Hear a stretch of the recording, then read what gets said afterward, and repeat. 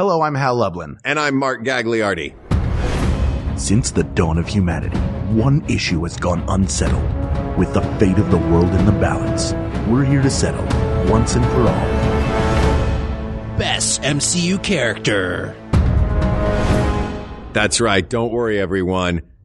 We got this. Podcasts should have a theme song. Podcasts should not have a theme song. Yes, they should. No, they shouldn't. They sound good. Yeah, but people are just going to skip past it. You know what? You're right. We got this. Bum, bum, bum, bum, bum, bum, bum. Oh, that's that opening music that I love. Oh, are you going to do more? No, I was just doing the little, I don't think people need a whole opening of. Do you know the rest of it? Bum, bum, bum, bum. Bum, bum. I don't know how exactly that, like the legato stuff goes. I just know this. All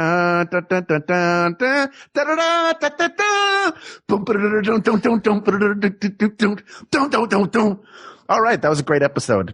I'm going to go take a nap. So anybody who doesn't know what that was the MCU opening music, because today we are talking about the Marvel Cinematic Universe, and we are going to uncover once and for all who the greatest character in the MCU is. And we have a very special guest here to do this with us. Yes, that's right. He is the host of the Minority Corner podcast right here on the Maximum Fun Network. He also worked for Marvel doing red carpet interviews. He's doing man on the street stuff for Thwip. And he's, I would describe him as I remember, this is our second time recording this, Inside Baseball. Internet went out in Southern California on Wednesday night. We were recording it. This is Friday, all in July. You're hearing this in August or maybe even September, but the internet went out. But I described him as a human ray of sunshine, which I stand by. It's James Arthur. James Arthur, thanks for being here. It's so good to be here. I mean, I'm glad that we're acknowledging how the sausage is made, that this is literally take two. I feel like, I now know what people felt like at the end of Infinity War when people got snapped away. Cause it was like, you two got snapped away from the Zoom, and it was just like, at first it was Hal, and then I could just hear Mark. He was like, oh, I don't want to go. And like, it was just me. Mr. Stark. Yeah. Gets me every time. And then here we are. I guess I got the Infinity Stones, and we're back to the time continuum. We're good to go. Well, thank God. And thank you for your patience and for coming back. And I do have to say, Hal and I were texting each other afterwards. I was like, did someone tell James, like, he might still be trapped in the Zoom room? And I texted Hal, I was like, please, somebody tell James, he is a delight. I was like, he is a delight. That's right. So we are both huge fans of you and very excited to talk. Likewise, yes. I'm excited to do back into this conversation. Actually, too, I mean, you two are going very hard in on Endgame, and I was very honest and said, like, I'd only seen it once because I have a lot of feelings about Endgame. In the time span, I rewatched a lot of movies, actually, because I've been doing this Marvel rewatch of watching the movies in actual, like, chronological plot line order. So like first Avenger, then Captain Marvel. Yes. And it is such a cool way to watch it, because by the second movie, you know that Captain Marvel is out there running around doing stuff, you know? Yeah. And there's just something really cool and amazing about that. And then, like, it's sort of, there's certain caveats. You can't watch the end credit sequence for that one. And then phase 2 is a bit of a mess. And I found a great order to rewatch that. And phase 2 is such a mess. Do you want the tea? And maybe it's already give us the tea. Yeah. Okay. The reason why phase 2 kind of feels a little clunky and like we're just kind of repeating a lot of stuff is because this is the time period where Kevin Feige, like our god of Marvel, right? He almost left around that time, because this is when, like, Marvel Studios wasn't quite fully its own entity. It was still underneath Marvel Entertainment, and the head of it, Ike, who cares? Like, he's a deadbeat. Ike Deadbeat. He was a penny pincher. He didn't like taking risks. And so Kevin Feige wanted to do things like Black Panther and Captain Marvel early on, but this guy just wanted to do like the formula stuff. And he used to stress Kevin Feige out so much. Kevin was like, I'm going to leave. And then I think Bob Iger is like, whoa, hold on. I I smell where the money is. And, it's not with you, Ike. So then he separated Marvel Studios and Marvel Entertainment, started doing the Marvel TV. And you notice Phase 3 is chock full of just wham bam, thank you ma'ams, like new characters, like Thor Ragnarok's finding its voice. Like it just is really, I don't know, like it just feels so rich compared to like Phase 2 is like, oh, we kind of did this already. So. Well, I'm glad that you brought up the phases, because I think after our conversation the other day, I was like, Hal, we could talk for 1,000 hours about this, and we've already been talking like for about 45 minutes, and then we started, and had gotten nowhere. Yeah. So maybe for the best that we got snapped away, right? Yeah, Mark, before you jump in, the one thing I want to say from that initial recording was, if I'm remembering, part of the reason why you didn't rewatch Endgame at first was because of what happened with Natasha. Yes. Yeah, totally. So I think just a lot of like, for me, a lot of the female characters and any of the diverse characters that we had gotten in Phase 3 were either kind of like sidelined and, you know, gone away. Like I feel like Gamora got fridged, which is sort of like a term that they use in comic books when, they kill a female character to be like the reason why a male character does something, right? And what's that called? Fridging a character. And that comes I never heard from, that's a sad thing that is common, huh? Yes, and it came from, I think, in Green Lantern, his girlfriend was murdered and put in a refrigerator, and he was like, I will avenge her! And it's just a thing that happens. And yeah, so I mean, like in the comics, Thanos is just he's in love with death personified, and I thought that's where they were going to go with it, because they introduced Hela, the goddess of death, right beforehand. I'm like, oh, this is great. Like, how sick. He's in love with her and he's trying to impress her, and then he just Hela was Ragnarok, right? Yeah. Instead he's just like, I'm going to fridge my daughter. Oh, I'm sad. And there are some nice things that they changed, though. We didn't get gross melty Nebula. Oh, this is true. Yes. And there's a great nod to that comic line in the post-credit sequence to the initial Avengers, the first post-credit sequence. Yes. Where he says to challenge them is to court death, and that's the reveal. Smiles. That's the first time we see him. Yes. Yes. And he smiles and you're like, ooh, this is where they're gonna go. And then it's just like, no, I guess he just liked to turn to the camera. Thanos. He loves the camera. Angles. But the thing with Endgame that really, like, I was rewatching it and still, I had all the same, like, grumbles about it rewatching it, but I was able to appreciate it because, like, I had no expectations. I knew where it was going. But yeah, like, I really think that Hawkeye, like, that guy, like, the actor as well, because he's doing some tomfoolery. Like, I can't separate the art from the artist. So I'm watching, I'm like, yes, kill yourself, Hawkeye. You've murdered a bunch of people. You're gonna go look at your wife? We heard your album. Yes, for that intense purpose, we heard your album and saw your Jeep ads that were all about your album. We need you to jump off that cliff and save the universe, please. Like, on that note, go. But also the discussion around that I want to save is this idea that I think one of our criteria for what is the best character, because there are so many, is what is their overall arc. And Natasha's arc, it makes sense that she is the one who willingly sacrifices herself, because she starts out as the person with too much red in her. She really starts out a programmed assassin who has her life taken away from her. Then she just becomes a trained killer. Then she is on the path to redemption by the time we hit Avengers, but we don't really know if she'll ever get there or not. She has so much red in her ledger. Can she ever wipe it out? And her progression from sort of lone wolf to the den mother of the Avengers to the person who is willing to give herself, like, her ultimate sacrifice, the thing that wipes out everything she ever did, was sacrificing her own life to save half of the entire universe.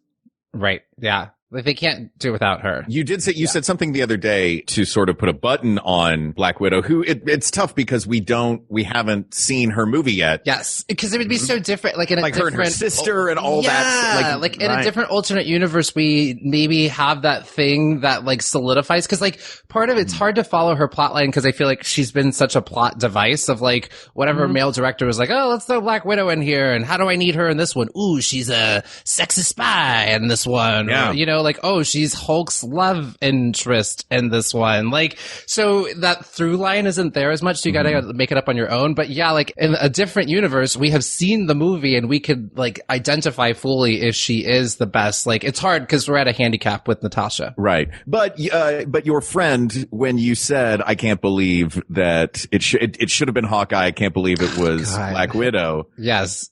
And your friend's response said, don't take this away from her. Oh, yeah, it wasn't my friend. It was, the fight choreographer. Oh, yeah, no, my friend. It was my friend, the fight choreographer. I totally know the fight choreographer. Yeah, the fight choreographer was saying, cause originally they were going back and forth and it was going to be Hawkeye who was going to go off the cliff. Yay. I love that universe.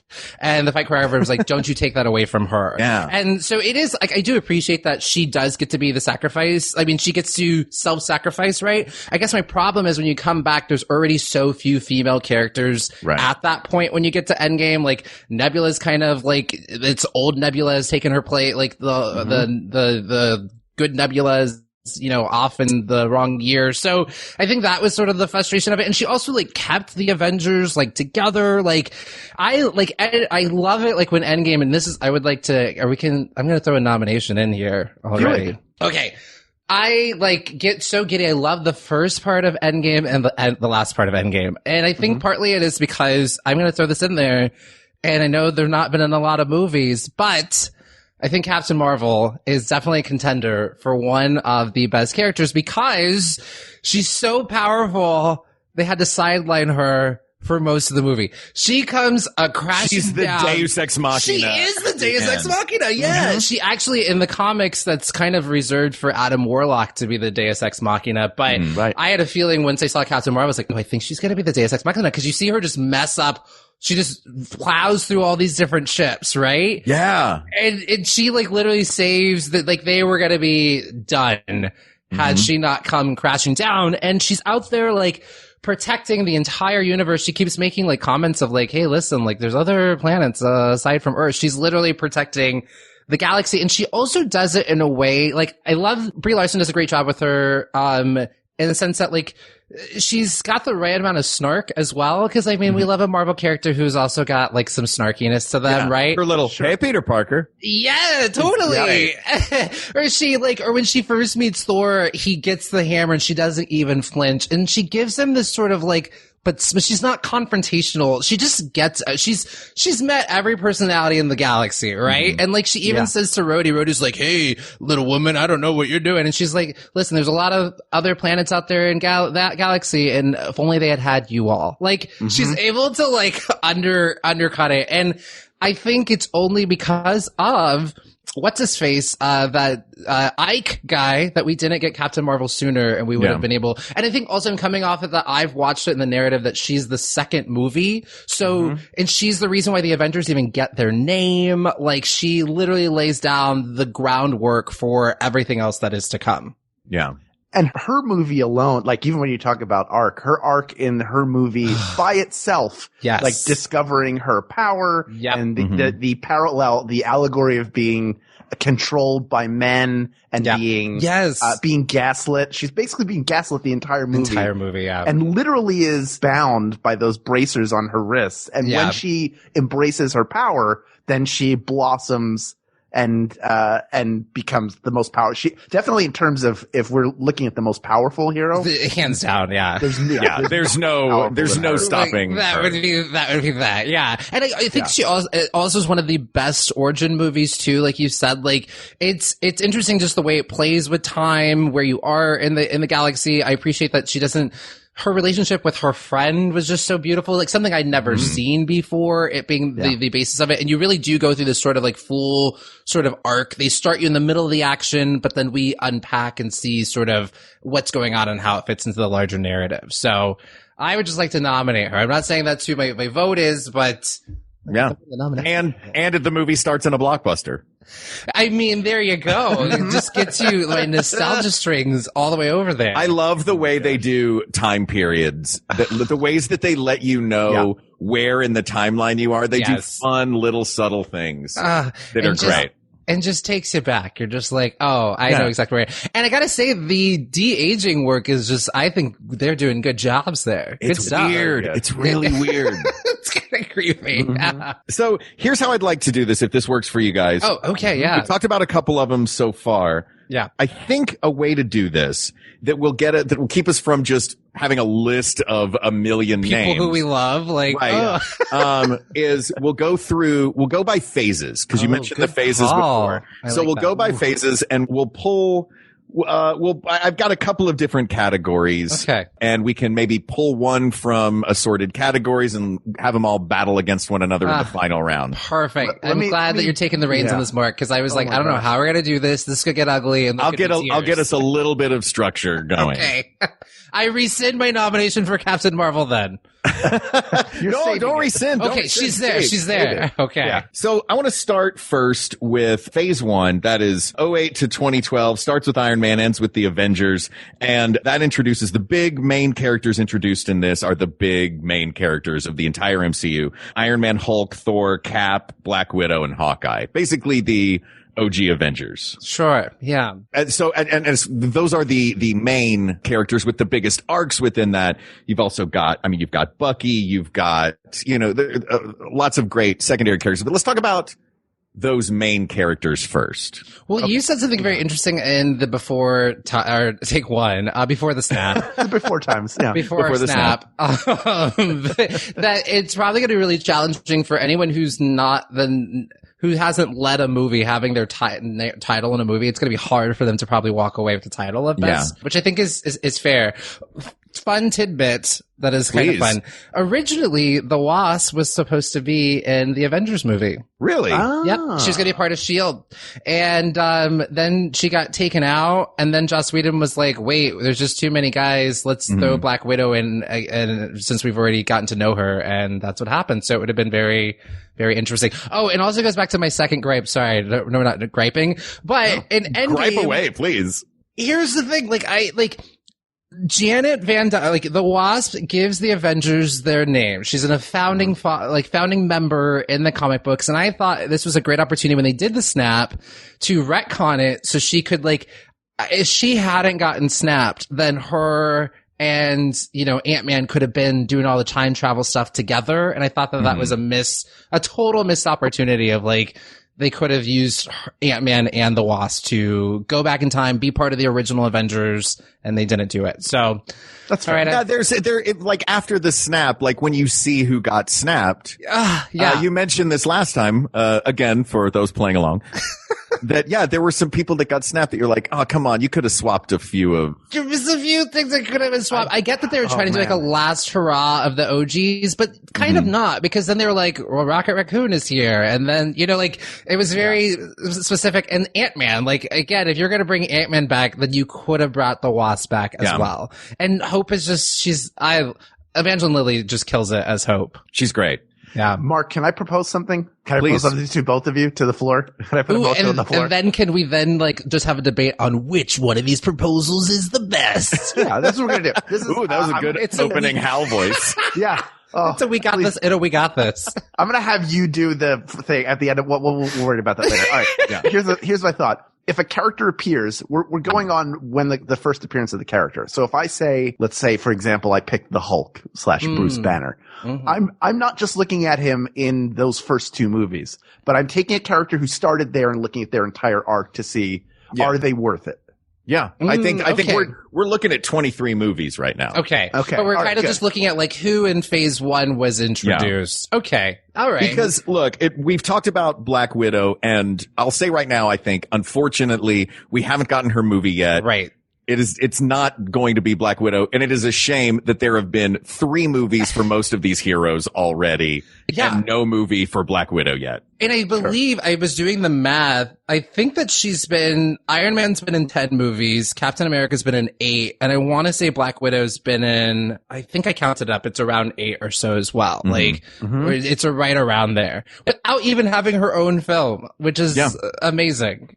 And I'm going to go out on a limb and say it's probably not Hawkeye, because all 3 of us wanted to just boo. No, we don't want to hate he has on no Hawkeye. arc. Okay, yeah. I guess really?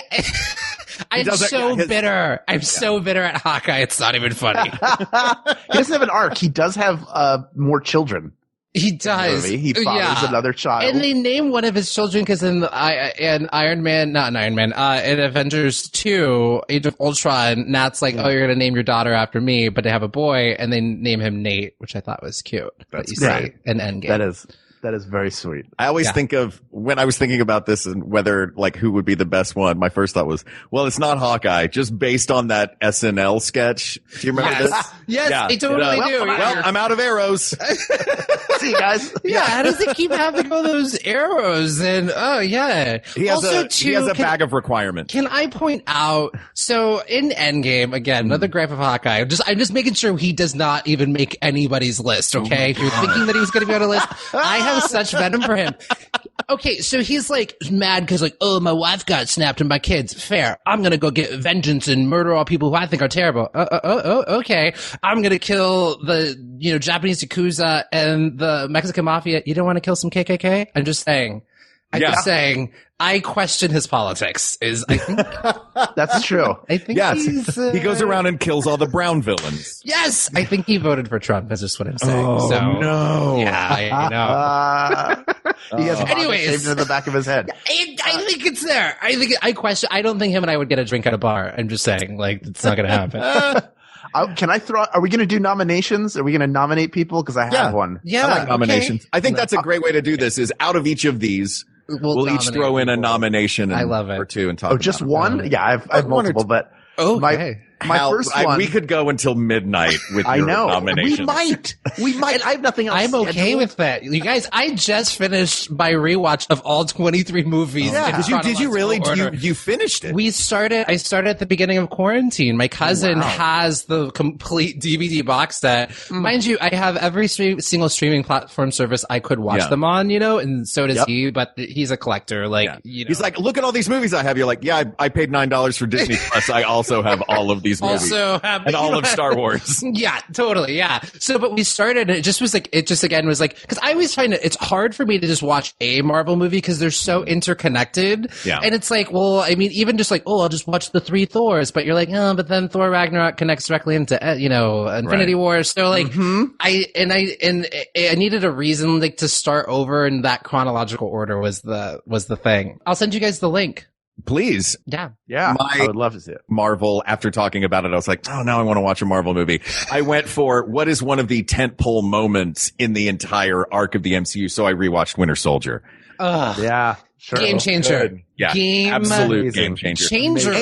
And what I love about it is there's not really anything supernatural in it for the most part. Yeah. It is just technology that exists here on Earth. Yeah. And mostly humans dealing with it. Right. Yep. And it's so interesting because it was sort of like, it was also heightens the other civil war that was literally happening as well behind the scenes between Marvel Studios and Marvel Entertainment, because it was pigeonholing what Agents of S.H.I.E.L.D. could even do. Like, they're like, here, Agents of S.H.I.E.L.D., in their first season, they find out they have to pretty much start from scratch with their entire show because, everybody who works at your company is working for Hydra. Like, we did not know. Okay, that's what we're doing here. But I think the way that they did that with Brett Dalton's character, my God. Yeah, who's like usually the typical white lead guy turns out to be a villain. It was. Oh, it's so good. Yeah. So, my first nomination has no movies named after them. Whoa. But has, I think, one of the most interesting arcs. Okay. Because really, while it seems like they may have shifting allegiances, the one person they're always, allegiant to is themselves, and that's Loki, who goes from being not only is pretty much the best villain that they've put out there. Yes, totally. But is a complex character. And his final act before we got what will spin off into the Disney Plus series of him stealing the Tesseract in an alternate timeline is his last act, which is an attempt, again, very Loki-like, an attempt at deception, is to save his brother's life. Yeah. Yeah, totally. When it really comes down to it, for all of the times that he's double-crossed him and tried to kill him, he has grown. And I think part of that was the death of, particularly Frigga, not so much Odin, who he had more friction with, but that ultimately those brothers needed one another, and he realized his last act was an act of sacrifice, which you wouldn't expect from him. Certainly wouldn't have expected it after most of the movies, including Ragnarok. Which he was still up to his tricks in Ragnarok. He was still up to his tomfoolery.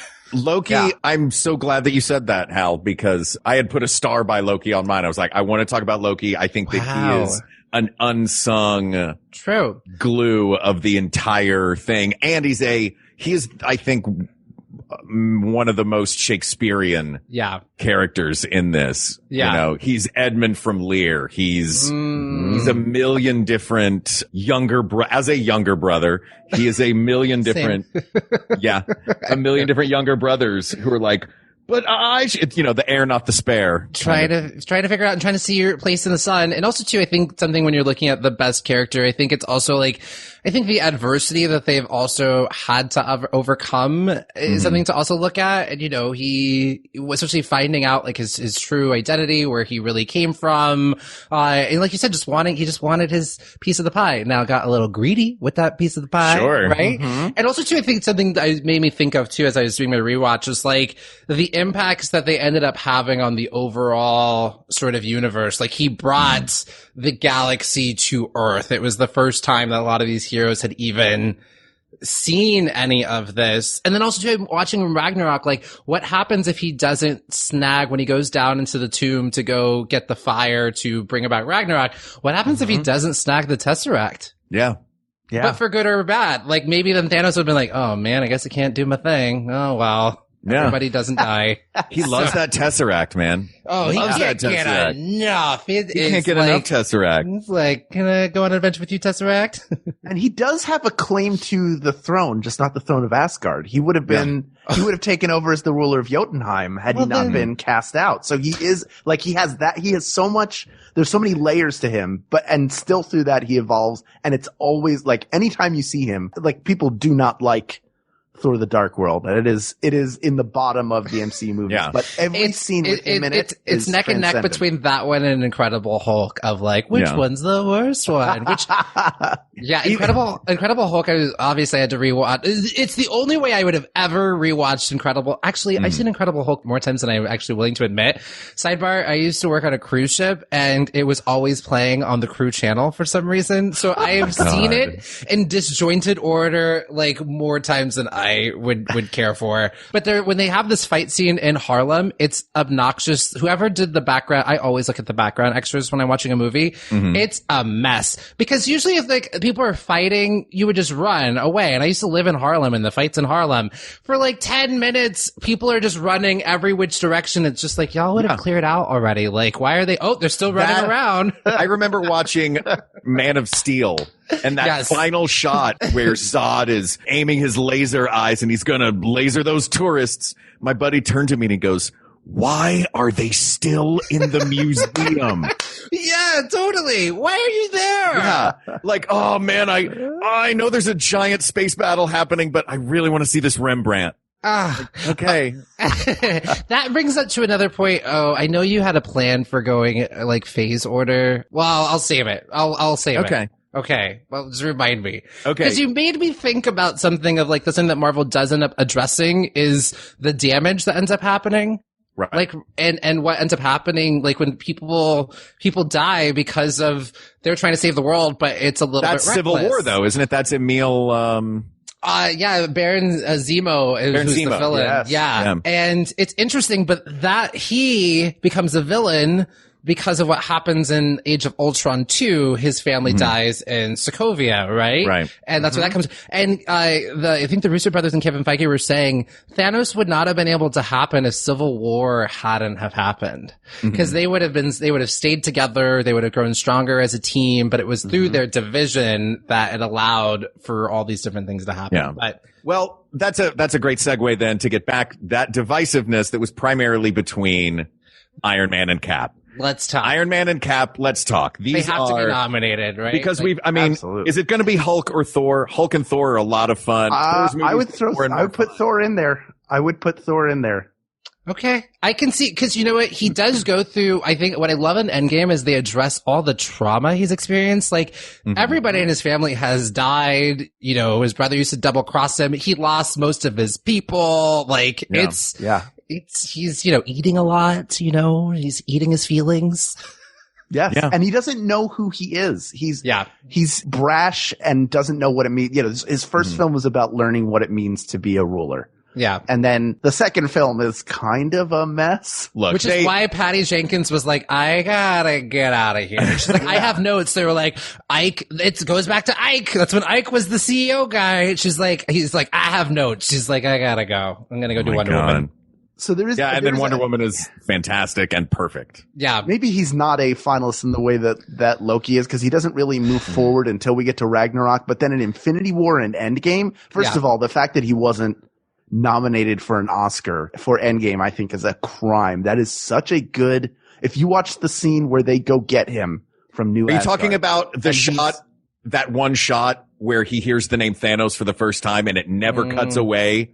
Mm-hmm. From but Hemsworth. But in that scene, at the end of it, when he's laughing, because they're like, we have beer on board. He's laughing, but he's also about to cry. Yeah. Because his PTSD is so strong that he's like, he can't, as much as he tries to stare off into the distance, his emotions are forcing their way out. Chris Hemsworth is an incredible actor, and that is like the work, the story, when they were doing the time heist, and he basically relates the entire plot of Thor Dark World, is that as soon as they said cut, the entire cast gave him a standing ovation because it's such a good performance. Wow.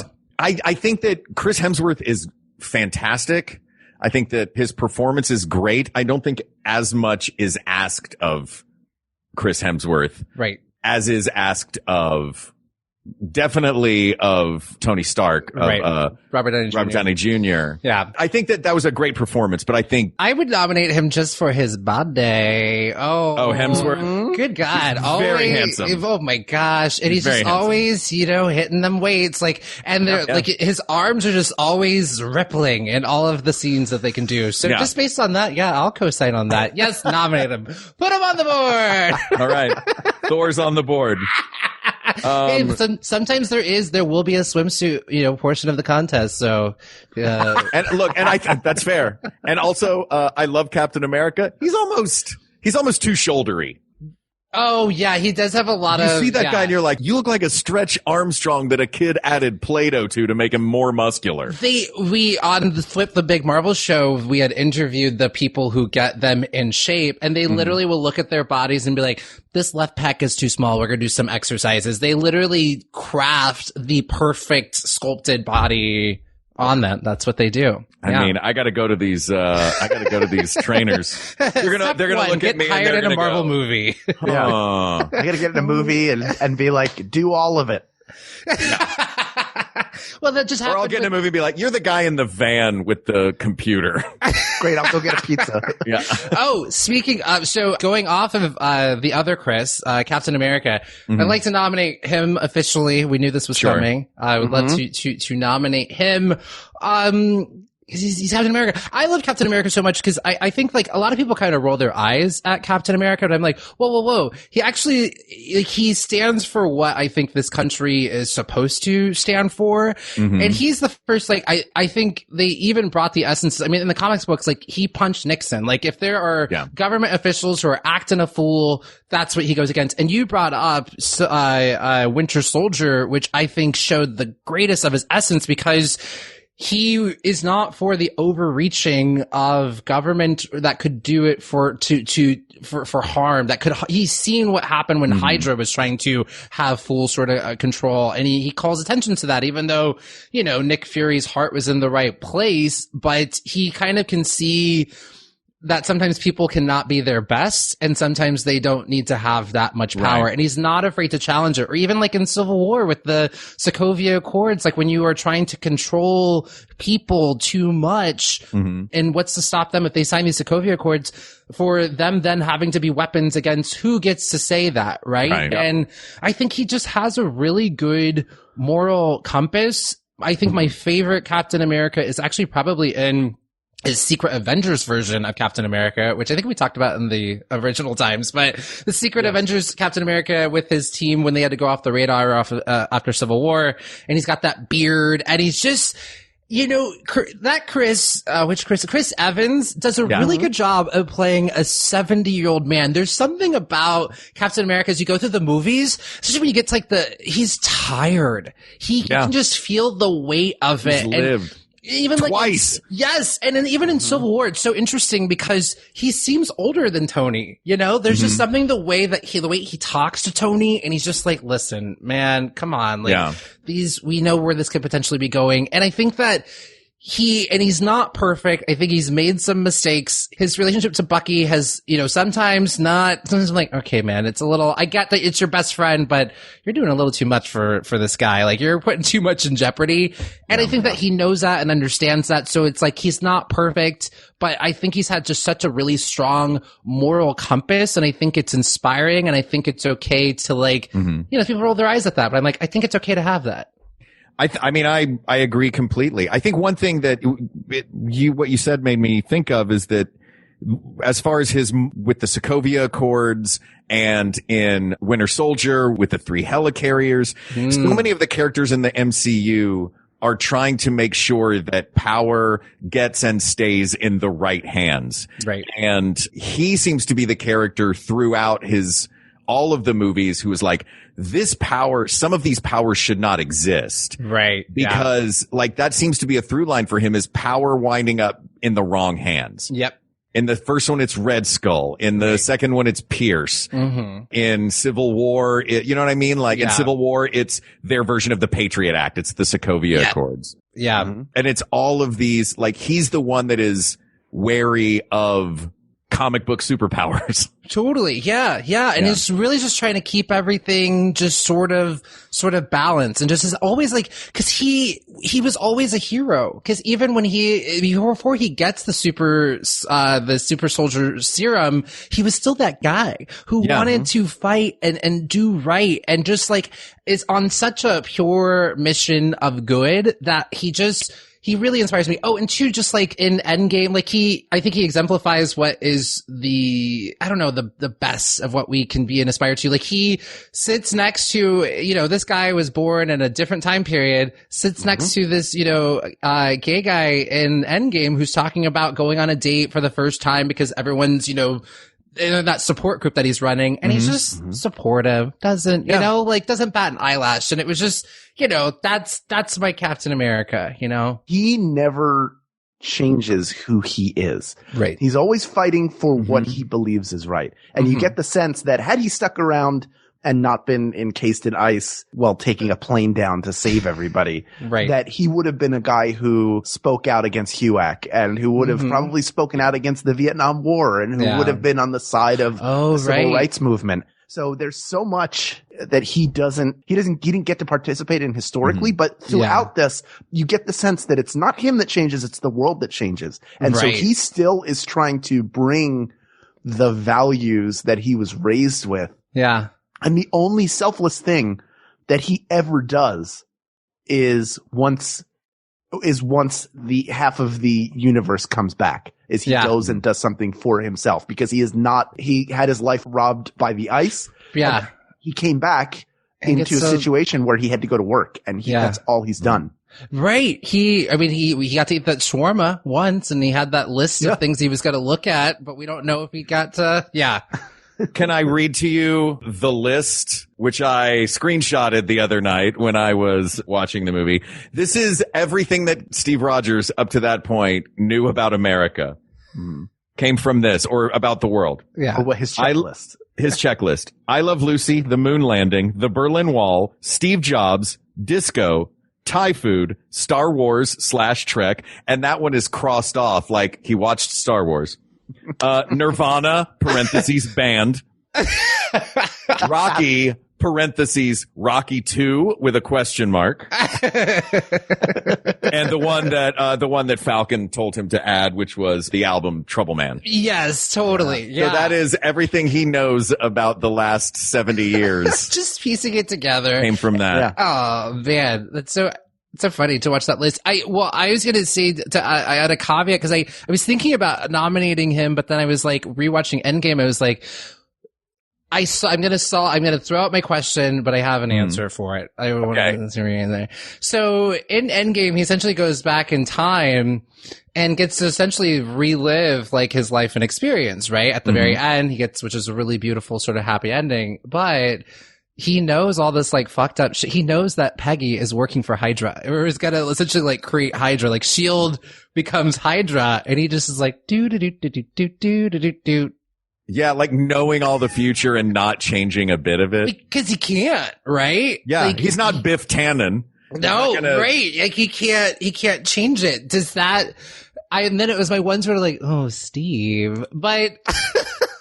But he also, we're assuming he comes back after he's already been frozen in the ice. So he knows that in 2012, right, he will be thawed out and will go do everything else because he shows up in the same timeline. Right. So he doesn't jump out of that timeline at all. No, he gives himself the life that he wanted. Now, the bigger question is, what happens to Agent 13? Does she? Oh yes, Sharon Carter. Does Sharon still? Oh well, she is a nephew. She's a niece. So, I guess so it's not like it's not like he kissed his daughter that he didn't know. Yeah. I thought it was like, oh wait a minute. Oh wait, no, that would just be possibly his niece. I heard so the Russos were actually explaining it that.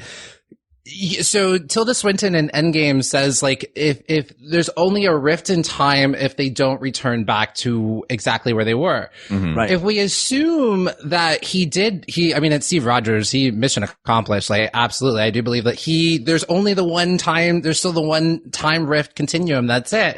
Which then means that actually I'll see if this will make sense to you. It eventually made sense to me.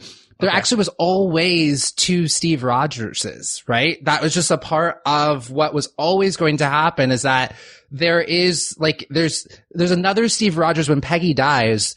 There's two Steve Rogers there because that's part of they don't change his past. It's becomes sort of like a time loop sort of continuum and there will be two Steve Rogerses. Does that make sense? Right. But one of them will be a late middle-aged man and older. And I don't actually know that he ends up marrying Peggy because he says, he's like, Sam Wilson's like, hey, do you want to talk about that? He's like, no, I don't. He maybe just got his dance with her and then maybe just lived his own life and knows and doesn't change anything because he knows that they're going to win in the end. He knows that like all this Hydra stuff has to happen. All this other stuff has to happen. I'm going to meet them with the shield and hand it off to Sam Wilson, which again, like as seeing there being a black Captain America just means the world like that gets to happen. And again, speaks to why I love Steve Rogers, Captain America, Chris Evans so much because of just everything he represents and does. Let me ask this though, not to throw too much of a wrench in things. Yes. But yes, the character of both Steve Rogers and Captain America, he is inspirational. Yes. He constantly represents the best of us. Gives great speeches. He gives great speeches. His speech over the intercom so it wasn't all of S.H.I.E.L.D. was Hydra. Only the TAC team. It was the TAC team and Pierce and a couple other teams. But that I think makes him the best hero. But does his perfection make him the best character? Oh, wow. What other criteria do you think we should look at? I think we should look at, like, if we're looking in a grand sense, I think that you've got to have a tragic flaw. You've got to have a big arc where something changes about you. His tragic flaw is what? His relationship to Bucky? Like that's... Yes, it is because he's so driven to protect the one person who's left from his life, who's there with him and who had the same experience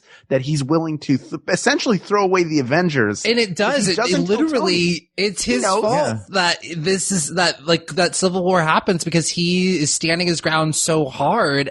And he knew and didn't tell Tony that Bucky had killed his dad. Like his whole entire relationship with Bucky is his biggest flaw. It's and you can see that he kind of knows he's wrong throughout most of Civil War, but he just loves Bucky so much and because it's probably really terrifying, right? It's a very terrifying life and experience. And this one guy that he thinks that he can help and save and hey, he's a hero. That's what he's supposed to do. And he creates a lot of drama and mess. But still, in doing that, he is still always trying to do his best. Good. He is always trying to do his best. He's trying to do good. I think he is undeniably the best hero of the group. But How? I would argue that Captain America, that Iron Man is a more interesting, that Tony Stark is a more interesting character. I had a feeling that I knew that this is where this was going to go. And Captain America was my hill that I was willing to die on. And then you threw in this word character, which is what we agreed on that we were talking about. And now I'm like, wow, you're making me rethink everything. I'm having a moment right now. Okay. I like Iron Man. I think I have to also check my own bias because it's like when there's that thing that everybody loves because he's the most popular because he's like the Raphael. Everybody loves the cool, snarky, not too goody two shoes type, person. And listen, I love me a Tony Stark. We would have, even though I do not watch the Marvel Cinematic Universe in the order of release, which would be Iron Man first. For me, that's the third movie because Captain America and Captain Marvel are already running around doing the thing. Right. Sure. We wouldn't have the MCU without Robert Downey Jr., Iron Man, all of that just sort of happened. I mean, that anvil noise is the final curtain call of Endgame. Which, yes, bringing it all complete back. I mean, 23 movies. And I mean, it's really impressive, the Marvel Cinematic Universe. This is, for kids, this is their Star Wars, Absolutely. They don't really care about Star Wars, which you're like, what? But this is their Star Wars. It's a universe that they can fall into and has more continuity than I think any of us have ever witnessed. It's not perfect, but it's got more through lines and continuity than anything that has been done in cinematic history. And it does start with Iron Man. Yeah. So tell me more about Iron Man. Tell me why. I think, to me, he is the most interesting character. Okay. Is it because you guys have similar hairstyle? We do have similar hair.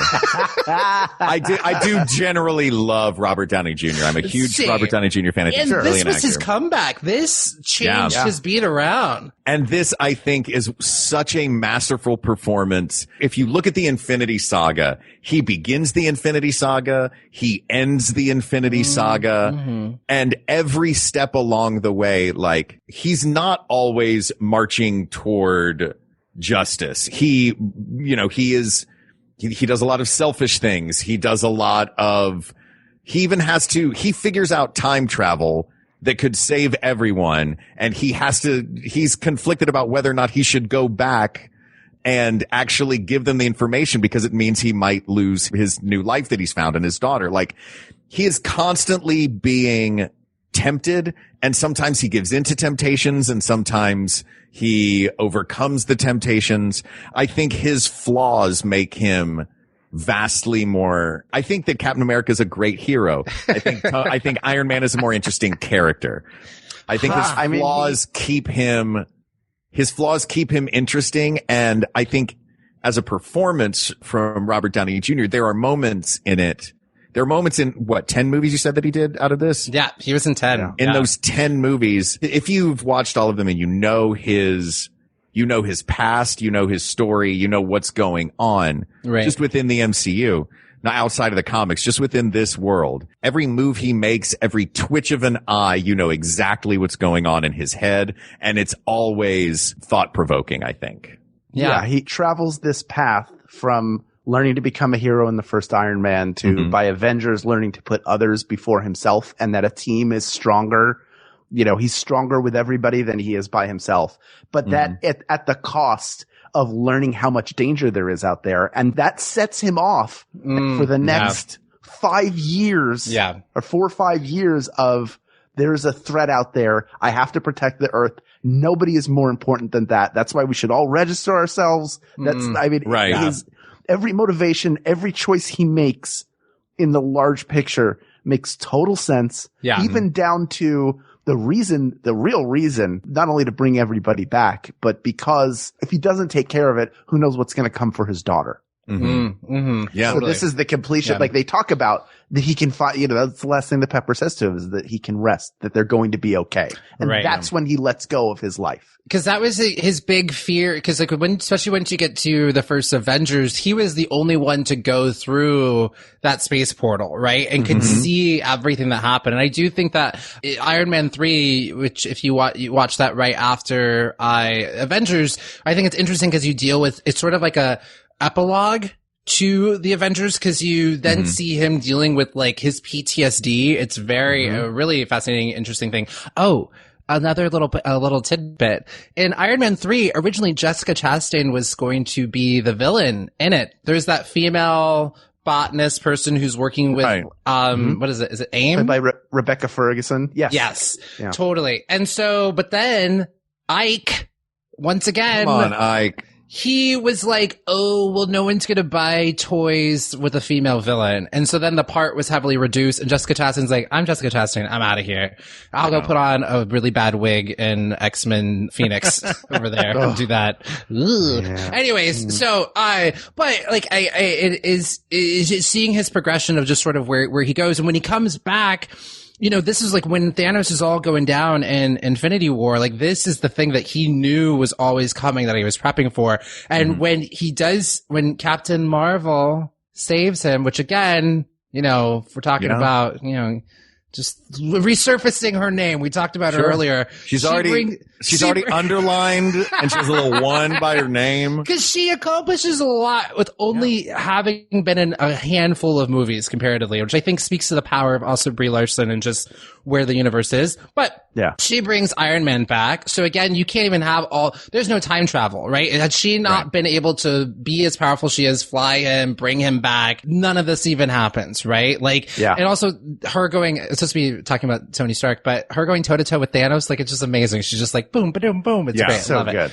It. But that scene that you're talking about, that scene where she comes and saves Tony Stark in space, the lead up to the rescue of Tony Stark is one of the great cinematic soliloquies of him talking into his own mask. Yeah, you're right. Yeah. Giving his final, words to Pepper. Yeah. And too, like, he comes back and he says, listen, I wanted to put a suit of armor around this planet and you all said it was too much. Like, this was his fears that he was having the entire time. Oh, and like to driving like he is sort of the Infinity Saga, driving that narrative a little bit further as well, in the sense that Thanos had dreams about him too. Thanos makes a comment about, because he knows when they first meet each other, he's like, Tony Stark. He knows he knows it's Tony Stark. He's like, you're not the only one that's been having, dreams. And of course, Tony gives the final snap in the end that sacrifices his entire life. That thing, that moment, that Tony Stark snap moment at the end is another one of those really great. I think the Avengers spend a lot of time in Endgame standing around talking about who is strong enough to handle doing that fix-it snap. Who's strong enough to handle it? And it goes back and forth. Is Thor, is Cap, is Hulk. But ultimately, in the end, it's not about who's physically strong enough to handle it. It's about who's going to do it. And that's Doctor Strange, the wizard who can see the future or all possibilities in this, knows that there's only one person who's really strong enough to do it. Right. Not physically, but just has the capacity to do it. To do it, yeah. And that's him. I would also, I feel like he's already kind of out of, just to point out a little 10 points for Captain America. He is also worthy of holding Thor's hammer. So I'm just throwing that out there. That's pretty dope. That he also, that's my favorite scene. He's also got the hammer. It's amazing. It's great. And when the hammer snaps into his hand. Yes. There's different theories, but I like to think he's polite enough to pretend he can't in Age of Ultron. I have two quick things. Oh, yeah. Interesting. That's very funny. Because I think we're about to leave phase one. I want to say that while she is not going to be a finalist, you can't have Tony Stark without Pepper Potts. It's fantastic. It's a fantastic. She has a good arc too throughout the movies, somewhat. But getting to see her in Rescue was a dream come true. I love it that she got that moment, because you kind of allude to it in Iron Man 3. She saves the day in Iron Man 3. She's got the power, so. Anyways, her ending in Iron Man 3 is amazing when she starts glowing and gets her own suit. Like, it's, yes. Yeah, Pepper. He also puts the armor on her in the beginning to save her. Yeah. He so she's throws getting one of the armors onto she's her. getting used to it. And I didn't realize this until I did my second rewatch of Endgame when his daughter Morgan, and remember Tony also says in Infinity War, I had a dream. He starts getting these prophetic dreams that we had a daughter, we named it after your relative. What was his name? Morgan. And that was what they ended up, they had a daughter 5 years later. But she's playing with the mask and he's like, oh, I made that's an anniversary gift for mom. And I hadn't even thought about it until like I did the second rewatch. I'm like, oh shoot, he was making rescue for her. Yeah. And even though he's out of the game, he was still like, my wife needs a suit. Like just in case something happens. So good. Another just fun fact before we leave phase one, of course, in Avengers, once they kill the mothership, all the Chitauri die. There was a cut part of the script in Endgame where they're talking about the Chitauri. And Rocket's like, the Chitauri? You just take down the mothership. It's the easiest thing ever. Everybody knows that. Which is such a great bit of Rocket dialogue. We'll get to him. We'll get to Rocket. Yeah. Because we're getting into phase two. We're getting into phase two. Why don't we do this? Let's take a quick break. I knew that phase one would be the big bulk of what we were going to talk about. Yeah. And right now, and this is, of course, for everyone. For your scoreboards, this is who we have. We're going to just because she's already on the list, we're just going to move Captain Marvel to phase one because she is one of the early it's fair because phase three is going to be a little crowded anyways. So yeah. Right. And who we have, do we want to ultimately pull someone out of this now or do we want to save that? I think we should pull someone out of this. Okay. Oh, you want to find a finalist out of this? We're going to find a finalist out of it. Okay, let's take two. That's hard. Take two finalists out of it. My three are already in there. Yeah. My top three. All right. Oh man. Iron Man put has Captain to go. Marvel and how about this? Why don't put Captain Marvel in that batch? And I named her on accident. She's not up phase three anyway. Okay, she's phase three. Yeah. Look, what are you even saying? Look, I realize this. So we only have five now, and that is well, no, we're moving Captain Marvel, so we have four. Loki, Thor, Captain America, and America, and Iron Man. Well, I don't think we need to take Iron Thor. I don't think we need to take Thor. I think we should take them all, and we'll eliminate them later. You know what? How are you? I'm leaving. I'm taking my podcast, and I'm going So home. we've got Iron Man, Cap, and Loki coming out of phase one. How's that works feel? for me. That works. All right, let's take a quick break. We'll hear about some of the other fantastic podcasts on the Maximum Fun Network, and we'll be right back.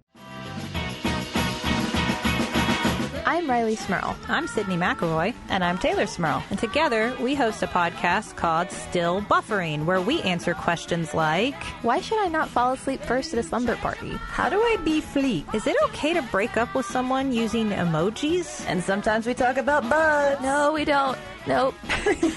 Find out the answers to these important questions and many more on Still Buffering, a sister's guide to teens through the ages. I am a teenager. And I was too. Butts. No.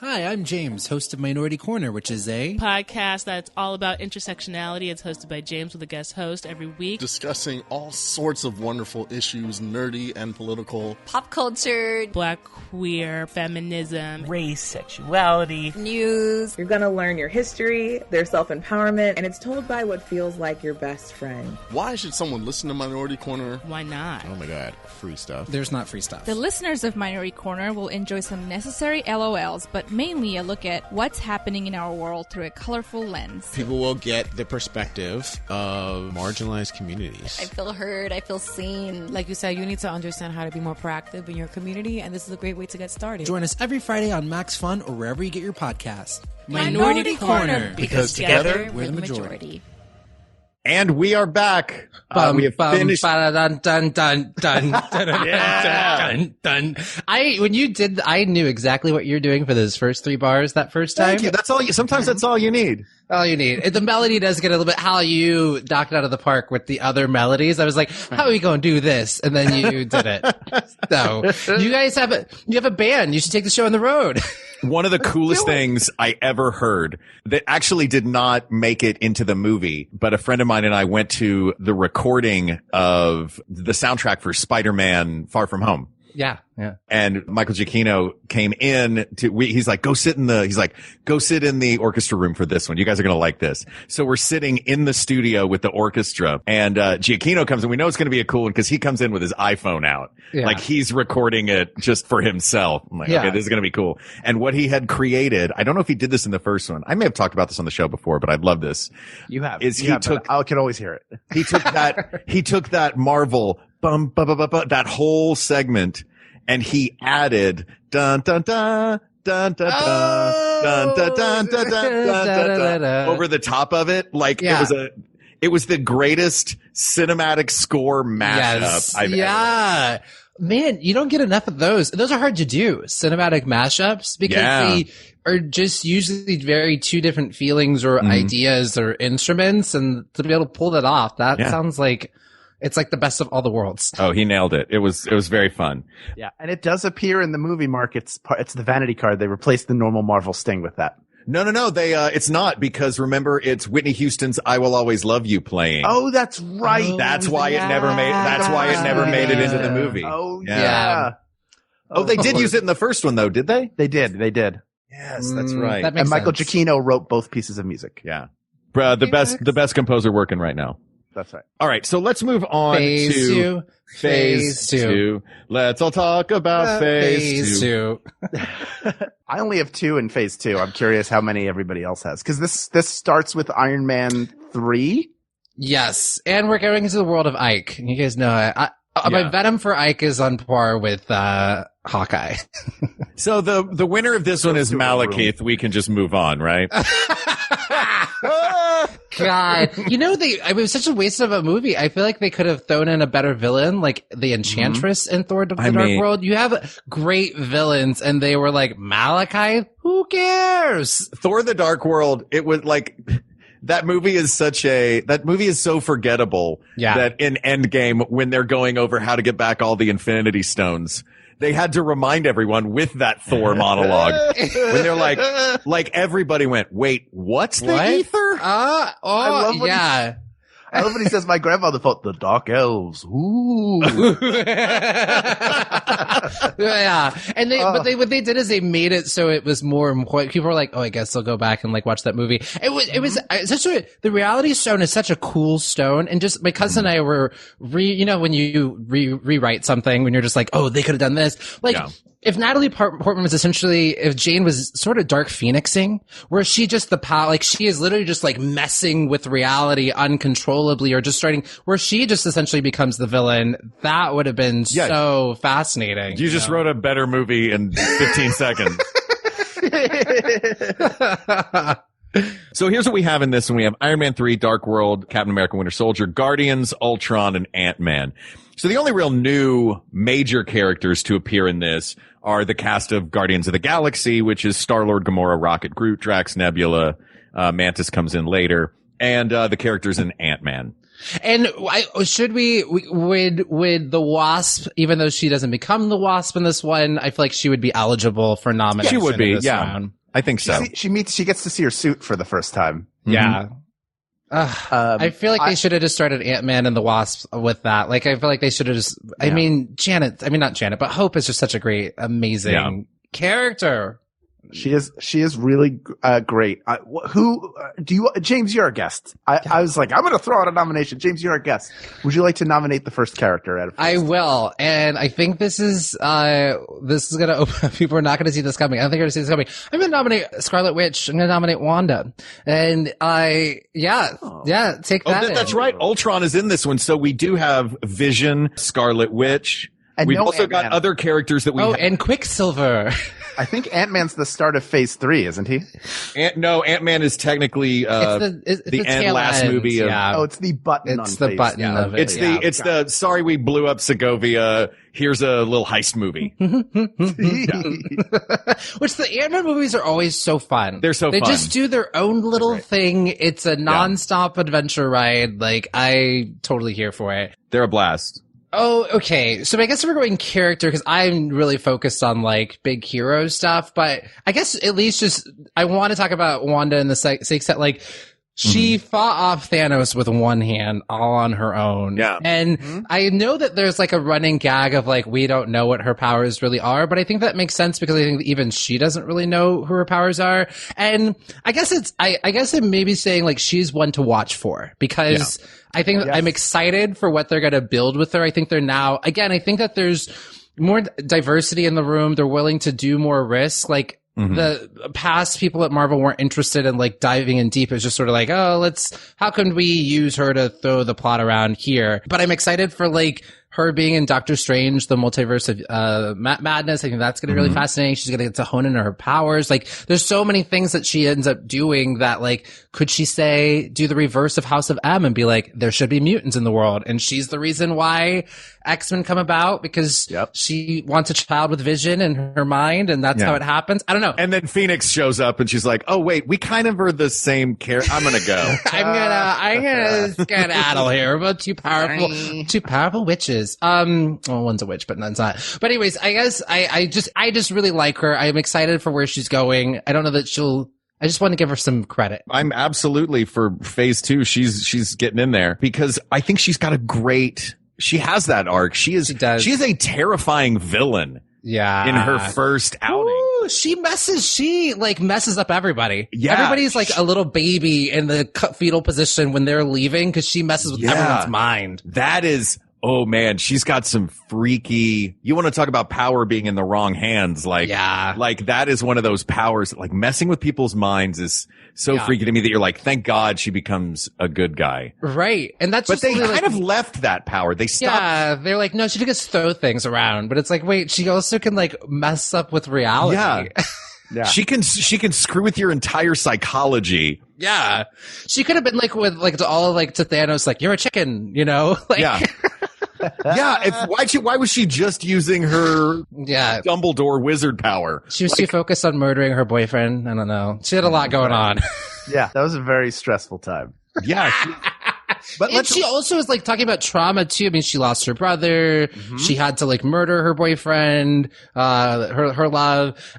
She's also character growth because her accent disappears as the movies go on. I'm going to assume that was a choice, Elizabeth Olsen, or sometimes and it starts to happen during Civil War. We're like, oh, there's her. Oh, wait, no, she doesn't have an accent there. Oh, there it is. And then by the time I think Endgame happens, it's gone.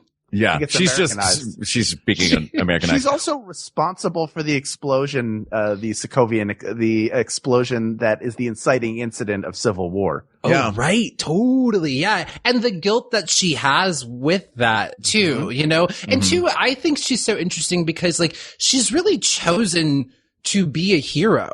You know, like she has these powers, like and that's why she signed up for that program in the beginning because her and her brothers signed up because they wanted to step up and do something. And I don't know, it's just interesting. Like she didn't have to continue working with the Avengers and she did. And she really does care. And even she signs up to go with Captain America in Civil War. She signs up to be on his side. She's going to go fight these, super soldiers, which I love, like in Civil War, what a red herring that is. Cause you really think the final battle is going to be them with these super soldiers and they're already, you know, murdered and dead. Yeah. But, I just think she's so interesting cause she like really is someone who is choosing to do something with her power. And, you know, even when she's on the run, like I would love to see what they were doing in between Civil War and Infinity War, that secret Avengers team with Cap, Falcon, Winter Soldier, a Black Widow, or Winter Soldier's in Ice and Wakanda. But anyways. Yeah. Well, let's talk about that. There are other characters that we hadn't talked about before. So I'm just going to throw a few of them out there and let me know if any of them jump out to you as contenders. I think Scarlet Witch is a perfect contender for this.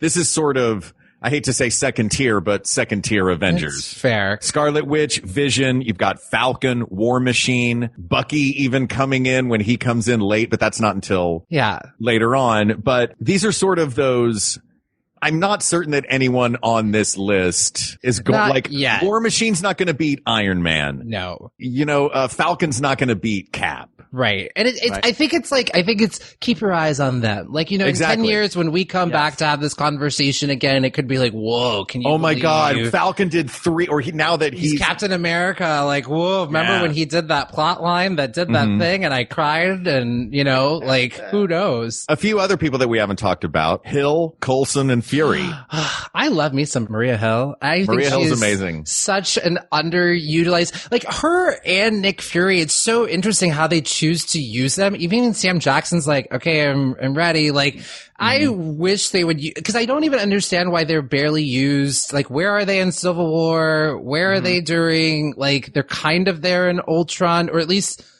Sam Jackson is, Nick Fury is. It just doesn't really make sense to me how come they're not more involved. I have no idea. But I love Maria Hill. So great. Underutilized. And I think that Phil Coulson is one of the great MCU characters because he is a fan, which I think that is such a fun thing for him to be, which I don't know if you guys are keeping up with Agents of S.H.I.E.L.D. Yeah. But where his character is now is, he's a consciousness and a life model decoy. Right. That is just an encyclopedia of S.H.I.E.L.D. and a big nerd for it. Yeah, totally. And he is the catalyst for what brings the Avenger. His death by he's the glue. hand is the thing that kind of, it was such an unexpected thing because he was, you're right, in the first phase 1, he was that one consistent thing that was pretty much somewhat in all the movies, but he felt like he was the thing that was helping to bring all these things together. He was the sort of connecting dots between everything. Yeah. And then to lose him, it was like, Joss Whedon, of course you would do this because that's what you do. You kill characters. And I know the TV show is within the cinematic universe. I do think I wouldn't make him a finalist. I'm glad we talked about based him on the 23 movies. Yeah, I mean, just based on everything, his impact now is limited to his show, right? And that's a lot about not only Ike. We won't say his full name, but Jeff Loeb and Kevin Feige's sort of power struggle, which Jeff Loeb was destined to lose. Yeah. And now I think he's out, or Feige is sort of taking back over, which is a good thing. Yes. But I think it's a great performance and an important character early on. But by the time we get past the Avengers, his impact talk about him anymore. Yeah, his impact. You're right. Also, they kind of could. It's such a sad story too because it's like Phil Coulson was like alive and ain't nobody know. Those Avengers never, like Iron Man lived and died never knowing that Coulson was alive again. But Steve would know because he had high enough clearance. Oh, and didn't. Oh, yeah, you're right. Because he probably looked at these files, was like, Bucky killed, Tony Stark's dad. Oh, Coulson's alive. Nirvana. Now I'm going to listen to my Nirvana album. Yeah. Like that's. Oh, wait, Kurt Cobain's alive? What? Oh, the secrets. Also, so Guardians of the Galaxy is also in phase 2, correct? Yes.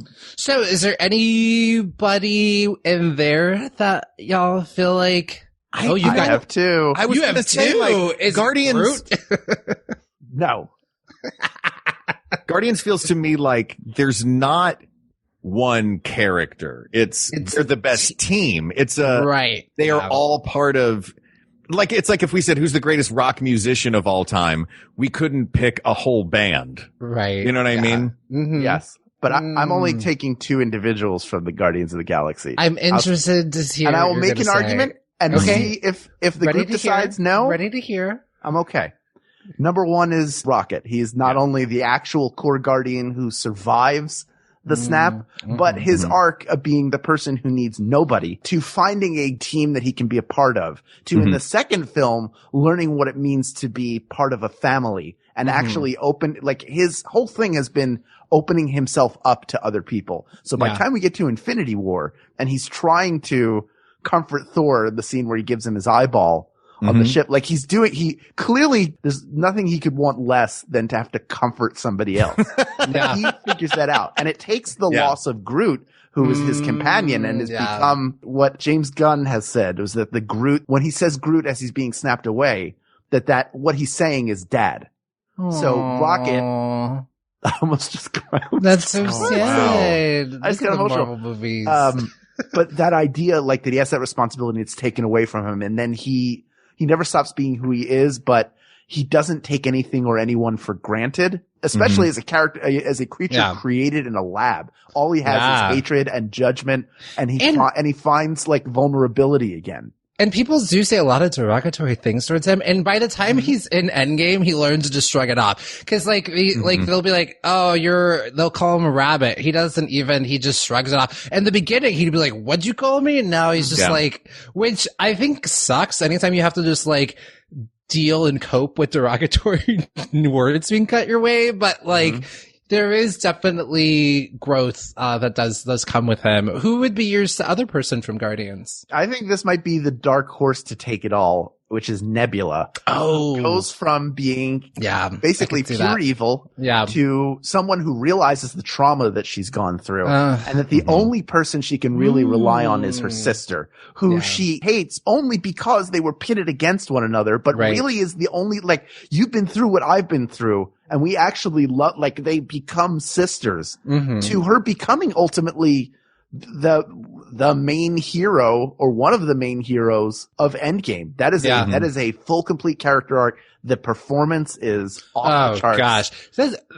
She's an amazing actress because you can see her and everything she does is so different. And I also just love her in action movies because she's also in the Jumanji movies. She's great in Jumanji. Yeah, totally. Yeah.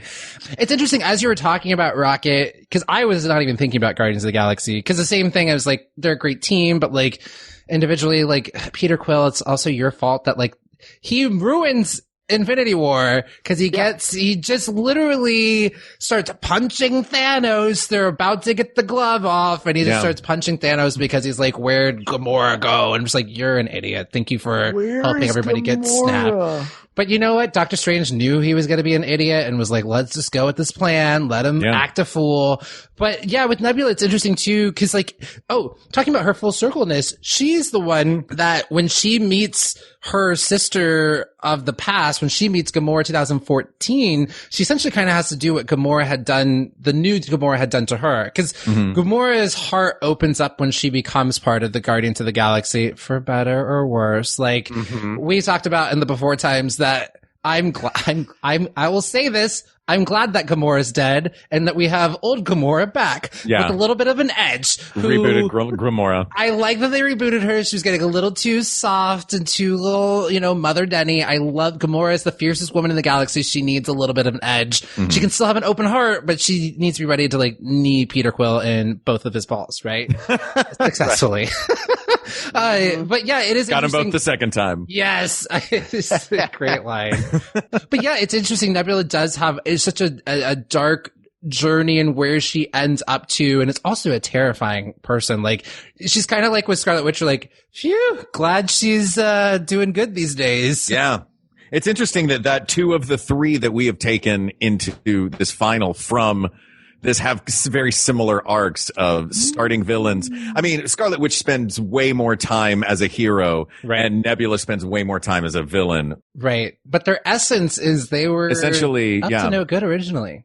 Yeah. But Hal, I think you're absolutely right about Nebula. Fascinating character that you see literally get torn apart. Oh, it's gut-wrenching. It is gut-wrenching. And just wants the love of her father. Like, when you see her come back in Endgame, like, she's literally just still, and you see the her old version, you're just like, God, she just really wanted her father to love her. And when her father gets murdered in front of her, she like, the blood splatters and she touches her eye, like it's on, the blood splatters on her and she touches, and she also defends him. She's like, he would never lie. Yeah. He's many things, but not a liar. Yeah. She's a complex character. Also, Ken, could you please just snip a drop of Mark saying, Hal, you were absolutely right? I just want to keep that. I'm going to use that as a ringtone. Thank you, Ken. Say that all the time. I know. I just realized I don't go through and find the recordings of it. So I'm going to start like hooking up a soundboard when we record. And I'll go, well, I think it's this. And then before you can say anything, I'll press that button. Ooh, good call. Oh my God. I'm excited. These episodes will wrap up so much faster. You've listened to too much Howard Stern.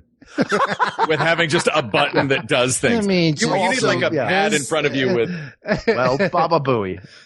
Baba Booey. Fair. All right. So it sounds like in phase 2, what we are leaving phase 2 with is those three: Scarlet Witch, Nebula, and Rocket. Are we all? Yeah, that sounds good to me. Yeah. Let's move on to phase 3 then. Phase 3 is dense. Yeah. And we already have our first finalist. We already have our first finalist. She was nominated early. But isn't that what Captain Marvel does? Comes crashing onto the scene, just like straight out of the universe. Yeah, like, but she should have bam! shown up at the very end doing that, right? I mean, like 20 minutes left in 23 movies. Mm-hmm. Yeah, because they just, you know what? It should be like hot. They were like, we got to sideline her. She's just too powerful. I'm excited because they're gonna have to now come up with some bigger creatures and beings that. Yeah. But you also will have to have smaller villains. So when you have I think there'll be a new Black Widow. I think there'll be a passing of the mantle to her sister. Prediction. Q. Yes, I think will be fabulous. And also give us the Russian accent I've been needing from a Black Widow. I love you. But I feel like she was cast because she was cute, So, but yeah, I'm excited to see the bigger things that there will be. But anyways, Captain Marvel nominated. I've already explained. Right. Right? By the way, we didn't really talk much about him, but Ant-Man, a lot of fun. Yeah. Probably not going all the way through because not a huge arc. Yeah. Less Paul Rudd. A lot of fun. Paul Rudd's amazing. And so fun. Don't ever change, and he doesn't. His face never changes. Never. He is not aged. So this we have, there's a lot of new characters in this. The big ones being Doctor Strange. Wait, don't say it. Let's reveal them through nominations. Oh, wait. Well, we've been saying what the movies were so far. Oh, we're just saying what the Let's go through it. Okay. Did you want to nominate one first? You sound excited about one. Do you want to nominate? Okay, so nominate one, and then I'll read the list of. Listen, up until Civil War, for 15 years, really at that point, for 38 years, I had waited for someone who could not only perfectly play the hero, but perfectly play the alter ego. And a lot of that is writing. There have been some very good actors, both in the animation world and in live action, who have stepped into this suit. But nobody occupies Spider-Man like Tom Holland does. That character goes from being not even a street level hero, but like a YouTube sensation to essentially being handed the mantle of Tony Stark, to experiencing great grief, even though he gets snapped away, him learning the responsibilities that with great power comes great responsibility. Him having to actually live that out is incredible. And he also suffers from the same problem that Tony does, which is that he creates his own villains. The Sinister Six is coming for him, and he created Scorpion. Yes, when he did. When he threw that car. Boy, Scorpion, that's a cool, relatable villain. Yeah. Oh, man. I guess I would, it is the best of the Spider-Mans. We've had many in the last few years. Also just age appropriately cast. I thought Andrew Garfield did a great job, but I'm like, boy, you're 29. Why are you I love that you know what it is? I'm a sucker for someone who's not afraid to cry on screen, because he had many of those moments. Maybe they weren't appropriate. Well, he was like, oh, my parents died, and he's crying, but it was 29. That seems appropriate. I think look at this. What a wuss. I can't believe this guy cried when his parents died. Oh, man. What's wrong with you, Peter Parker? Andrew Garfield seemed too cool to me. Oh, kind of too aloof. He's a cool guy. Tom Holland's such a perfect. nerd. He's perfect as Spider-Man. Yeah. So here are the movies and the big ones. We had another Captain America. We had Civil War come in. We had Guardians 2, Thor Ragnarok, and then we had Infinity War, another Ant-Man, Captain Marvel. But the big ones that come out of this are the introduction of Spider-Man back home at Marvel, Black Panther, and Doctor Strange. Yeah, well, I definitely have to nominate Black Panther, not only because, I was working that red carpet interviewing the cast at the premiere. Yeah. So definitely, and because it also, too, was the first time we were having, I think also the historical context, of all the movies had been led by white dudes up until this point. And it's a sad thing. I think it's something that Kevin Feige admits is such a blemish on their doing all these movies. And yet it took this long. It was the 17th or 18th movie and for that to have happened. And talking about, but first I'm kind of what's his arc? He does have a bit of an interesting arc too. I think something the through line, some of our best characters, there's some trauma and adversity that happens. It's fascinating because in Civil War, which also a great movie because it introduced us to Spider-Man, Black Panther, and it's a Captain America movie, and you've also got Iron Man in there and all these other characters. It's a master. It's what the Russo brothers were able to do. They did it with such pure perfection. But T'Challa first starts off on a vengeance mission. He is going to murder the person who killed his father. He is blinded by that. And you kind of see like he's really not ready to be the Black Panther. He's not ready to be king. You know, he's just driven by just this. And you get to that very last moment. He's got his claws drawn, ready to kill Zemo, who he realized did this entire plot, and realize if he does that, he becomes Zemo. Because that's what Zemo was doing. Was doing this, revenge plot. And then when you go into Black Panther, it just, he has all this power, but then he loses it. And I think anytime, I think any of the great heroes, you have to see them without their power at some point. And Iron Man does this because he gets in Iron Man 3, he's got no suit and he still has to try to figure out how to be a hero without that. And I think, T'Challa has that moment as well. I think it's hard because we still have more movies to go to sort of see where else he's going to go, but I definitely think he deserves to be nominated. Absolutely. I think and tell me what you guys think of this. I think his arc is more interesting in Civil War than it is in Black Panther. Totally. Yeah. In Black Panther, it's great. It seems he's more complicated in Civil War. Yeah.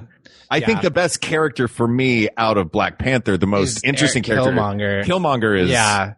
Killmonger is one of the great. He was right down to the end in our villains episode. He's a great villain. And the only reason why I could see him not taking the villain title is he's only been in one movie. But fact that he can be in the running, that performance is so good that he could be in the running of only one movie, which means figure out a way to bring him back.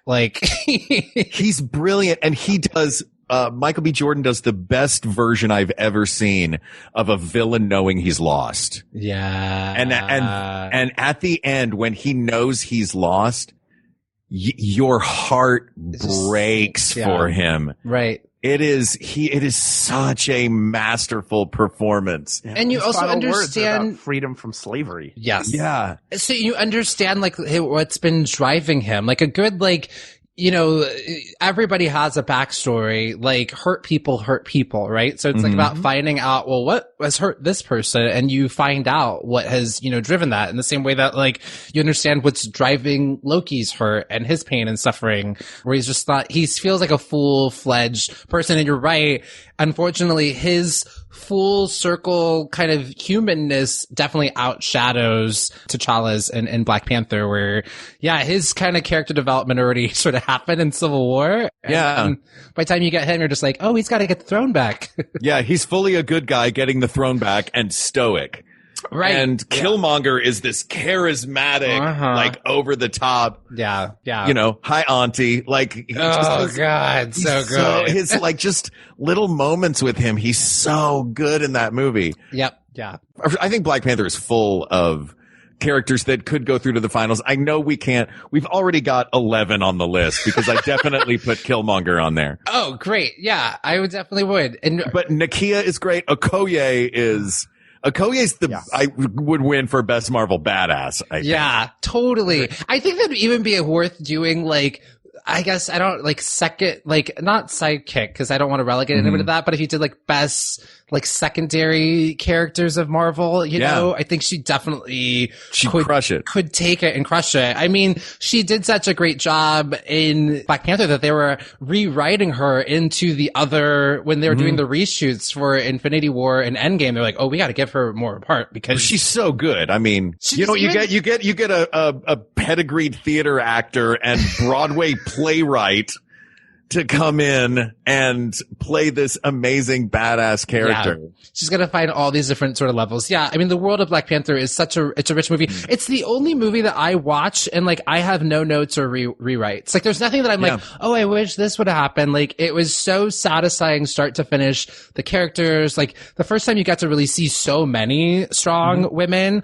Also, Shuri is, I mean, come on. The greatest scientist of, like, you could have saved so many movies. Like, you could have saved us so much time. Just send them to Shuri. Send them to Shuri, yeah. And like, who knows? You know, had she not been snapped, she could have figured out the time travel thing like that. Like, it was able to just go toe to toe with Bruce Banner in terms of like actually outshined him in terms of like intelligence and knowledge, you know? Well, also Wakanda is a few hundred years. Fair, yeah. It's Alexandria 3000 compared to the rest of the world.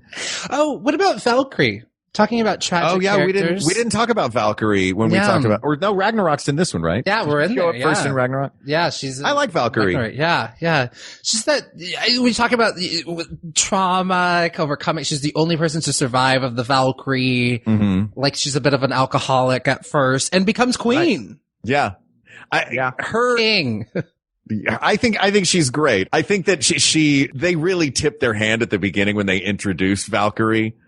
And I was like, oh, okay, this is you being a bad guy. Yeah. We know you're going to be a good guy by the end of this movie. We know where this is going. Yeah, we know where your arc is, you know. It was great. But she had to earn it, right? She did, and she did a great job. You know, sort of go about it. But another character that I'm just like, I'm excited to watch and see she could go in cool places. Yeah. I have one more that I love that I just want to throw out from Black Panther because I think he is the shortest version of I'm selfish.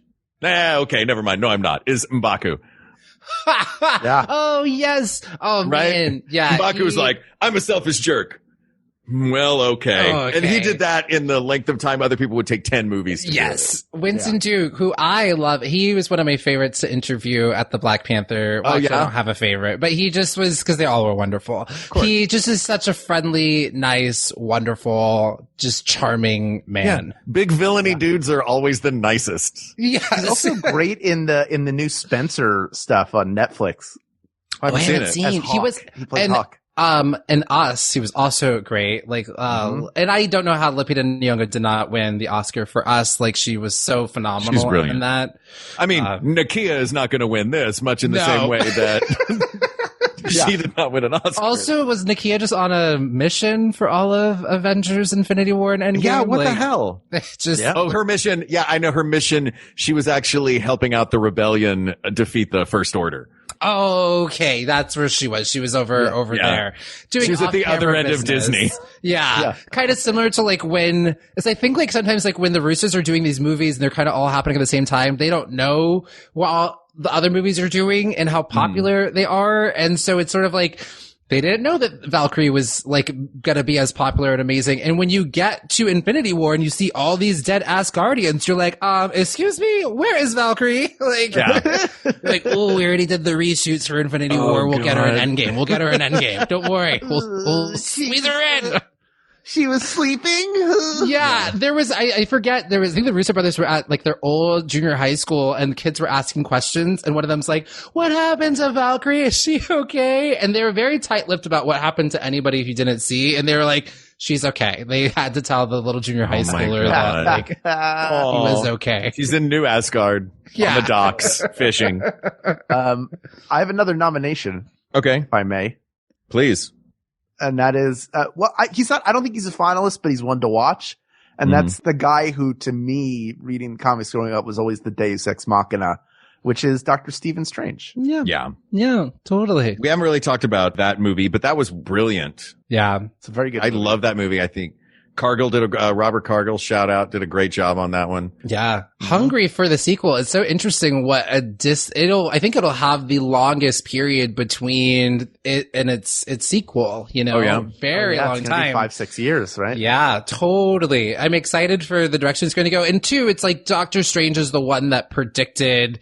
He is, in a sense, a quiet Deus Ex Machina because he is the one that saw all the different scenarios and was like, this is the only one. I have to hand him the time stone because otherwise, out of 16 billion possibilities that he sat there and looked through? Yep, he went through all of those. And I also, too, what I do appreciate, because I was interested to see, it's so interesting to see the different directions of snark each of these characters have, because I was like, well, how is his snark going to be different than Tony Stark's snark? And it's very different. I'm sad we don't get any more scenes with them together, because their dynamic is just so wonderful. Their status game is so fun. Yes. Their status game of Tony being like, every room he walks in, he is the highest status guy in the room. Yes. Except when he is in a room with Doctor Strange, who's like, no, I'm a wizard. Yeah, totally. And I do love that, like, Stephen Strange, although he's kind of new to this, like, he has this old sort of soul. He's like, I'm protecting, similar to Captain Marvel's like, listen, I'm protecting a lot. Like, Stephen Strange is the same thing. It's just ownership of like, yeah, I'm doing a lot of things. Like, I have my finger on the pulse of what's going on. Like, it just has such strong ownership, and it catches Tony Stark off guard. His hero's quest feels very pure, though, in that movie.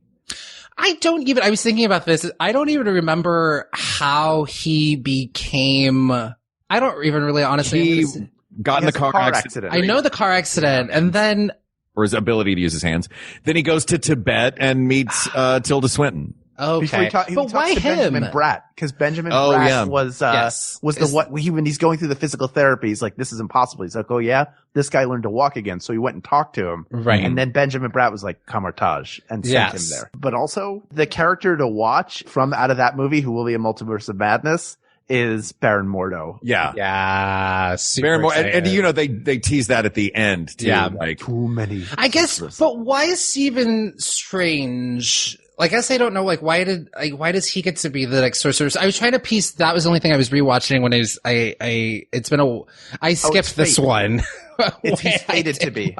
Which is why, really? That's why when they get to Endgame. I loved it. It's just, I feel like I had seen it so many times. I was like, I remember what happened. And then clearly I don't remember this part. He's fated, because that's why when the Hulk goes to, visit the Ancient One. Right. He says, you're about to, she already knows, because she holds the time stone. She knows who the next Sorcerer Supreme will be. Right. And she can only see as far as her life and timeline goes, which is why she makes the choice to do what it is that she's going to do, because she's trusting that if he's seen all these different scenarios, he's choosing the right one. So, fair.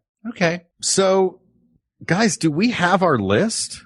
I think so. I can't think of anybody who's, So, did we put Strange on there, or Mordo, or we talked about him? I think we gave him a nod, a hat nod. We said, rising stars. We see you, right? Keep your eyes on these ones. I was trying to, yeah, I know. There's a lot of great rising stars in there. Here's what I will do. Give us the finalists, and I will type them into the chat so we can see all of them. Oh, that's a great idea. Ken, you can cut this part out. No, leave it in. No, just us waiting while typing happens. Yeah, they need to hear and feel the process. I'm Hunt and Peck. I've just got to. All right, that's how my father types. He still is a Hunt and Peck typer. Really? Wow. Yeah, and he does it quickly. But he don't you want to? Because I did that because that's what I saw him doing. And then eventually I was like, oh right, I have 10 fingers. I should use all of them when I'm in a keyboard. All of these. I'll say this though, as an older guy, he's no offense, Bill.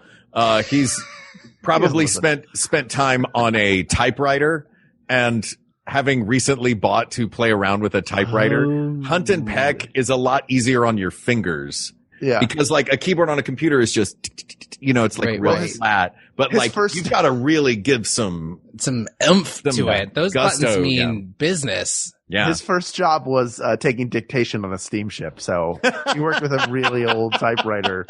Oh my God. I just heard like old timey piano music being played in the head. God. He wore arm garters to work. He was on a paddle wheeler down the Mississippi. Yeah, that's right. What I'm envisioning. That's where I went. All right. I'm going to read these off and tell me if I've missed any of them. Yeah. Captain, Iron Man, Loki, Scarlet Witch, Rocket, Nebula, Spider-Man, Black Panther, Captain Marvel, and I had put Killmonger, but did we put Killmonger on the list?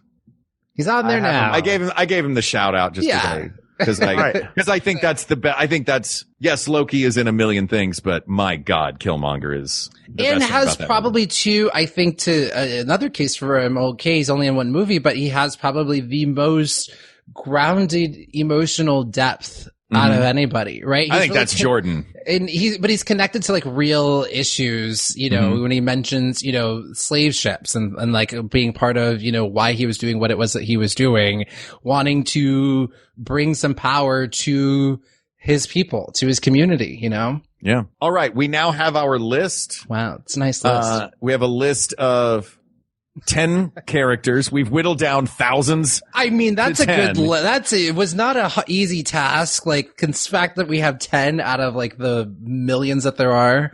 Yeah. How do you want to do this? Do you want to do the one by one? Yeah. I don't know. Here's what I think. Okay. I think here's the thing. If we do the eliminations, I'm going to get so upset when someone eliminates one that I love, but I'm willing to do it. We love all of this. I don't want this to be another pretzel episode. I would suggest. Oh yeah, I don't know. You're probably not familiar, but we wound up with pretzel rods as a shape because neither of us would move, and we had finalists. And neither of us. I was the correct. Pretzel shape is the correct pretzel shape. Oh wow! I'm not weighing in on this one. Wrong. It's the figure eight. Anyway, Ken, you can cut all that out. Yeah. No. We'll go. Mark, you'll go first. Then I'll never know. And then James. We each are going to eliminate. We're going to go. This is how we do this. One by one, we are going to go around and eliminate different characters.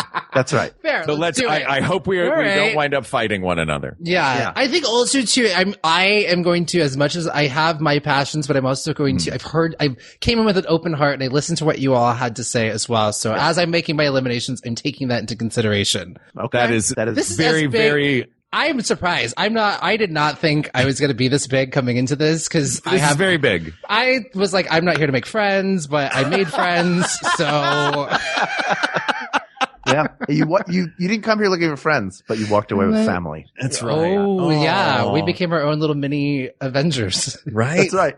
Mark, who are you going to eliminate? So I'm starting with it? You're first, and then me, and then James. Great. I feel like this could be bitter. Like, I know. I don't want to do anything bitter. I'm going to eliminate. I think he's a great character. I think he doesn't work without his team. I think he's a lot of fun, but I'm going to eliminate Rocket. You f***er. I know that got bleeped, but I also know you're all going to know. Oh my gosh. You're all going to know. This is tough. I know. Okay. Who's going next? It's me next. You go. But you have to say something nice about the one that you're eliminating when you eliminate it. He is an outstanding villain and a great complex character who lives and dies within one film. I think we have to eliminate Killmonger, which you almost did anyway, Mark. He's fantastic, but not enough for the body of work of everybody still left. Right. James. Man, yeah, this feels like Jenga. I feel like I'm playing a game of Jenga right now. Like the entire podcast is going to go tumbling down by because actually I now wish I went earlier because now it's getting down. You know, we're already starting to get down there. Okay. All right. Okay. I'm scratching them off on here. Okay. Yep. I'm going to go purely because I think that they have already won a title, and I think that they're a really great character, very complex villain. I think they already have a title, and I think there's other people that deserve that recognition. So I'm going to take off Loki. You f***er. I know. Hal, are you going to say that after everyone?